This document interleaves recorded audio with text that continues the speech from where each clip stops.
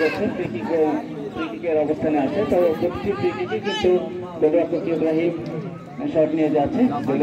মজিবর বাড়িয়েছেন, এখানে বল নিয়ন্ত্রণে রাখতে পারেনি, দারুণ একটা অফসাইডের পতাকা। মুস্তাফা কামাল রানা অফসাইডের পতাকা। 27 তারিখে বাসাটা শিলে চলে আসবে সেমিফাইনাল। আমরা দেখলাম ওইদিকে এসে কিন্তু সেমিফাইনাল নষ্ট হয়ে গেল অফসাইডের। 2 নম্বর জার্সি কোয়ার্টার আর কোয়ার্টারের সব ফাইনাল জিতলে বাদ। চেতনা সংকেত ফ্রি কিক দেওয়ার জন্য কিন্তু গরম খেলোয়াড়দের দুই দলের আক্রমণের সময় করতালি দিলে তাদের আক্রমণের ধার বেড়ে যাবে। দুই দলেরই সমর্থক আছে, আমি জানি দুই দলেরই সমর্থক আছে, প্রচুর সমর্থক আছে।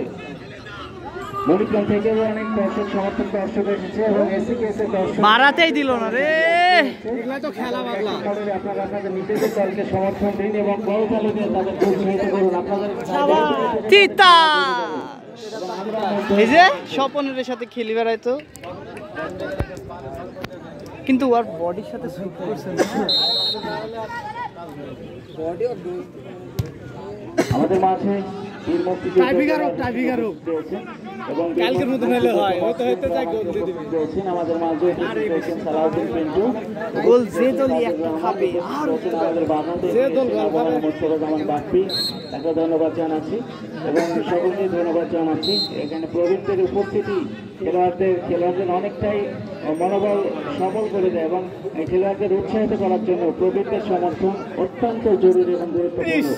আমি অনুরোধ জানাবো, প্রবীণ যারা রয়েছেন এলাকার অনেক খেলোয়াড়, আমরা ছোটবেলায় এই এলাকার অনেক খেলোয়াড় ছিল যারা এই অত্র অঞ্চলের মধ্যে কয়েকটি টিম ছিল। আমাদের এই পানিকুমার একটি টিম ছিল, বাঘার একটি টিম ছিল এবং আড়ানির একটি টিম ছিল। 3টি টিম বাংলাদেশের যে কোনো দলের সঙ্গে মোকাবেলার জন্য প্রস্তুত থাকতো। আমি ছোটবেলায় খেলা দেখি, কিন্তু এখন তারা মাঠে আসবে, আমরা প্র্যাকটিস করে না।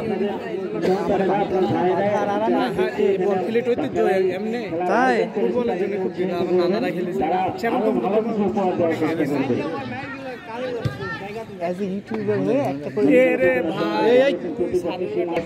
ফুটবল একাডেমি তারাও শুনবো এবং বেশ কয়েকজন তারকা সমৃদ্ধ খেলোয়াড় যারা বাংলাদেশের বিভিন্ন মাঠে বিভিন্ন লিগে খেলে থাকেন, এবং তাদের সকলের ক্রীড়া নৈপুণ্য অর্থাৎ ফুটবল নৈপুণ্য উপভোগ করবার জন্য যে সকল দর্শক আজকে মাঠে ছুটে এসছে তাদেরকে আন্তরিক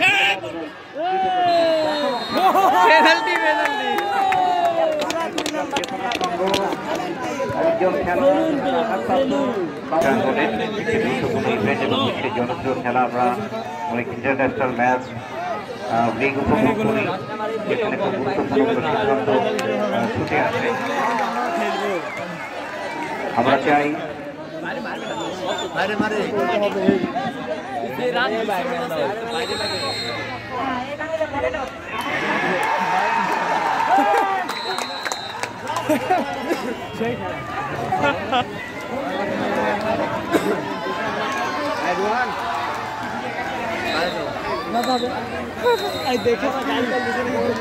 এই সাথে আজকের এই চতুর্থ ম্যাচের খেলা শেষ হয়ে গেল, অর্থাৎ এসিকেএস ফুটবল একাডেমি তারা 0-1 গোলের ব্যবধানে পরাজিত হলো মণিগ্রাম চেতনা সংঘের কাছে।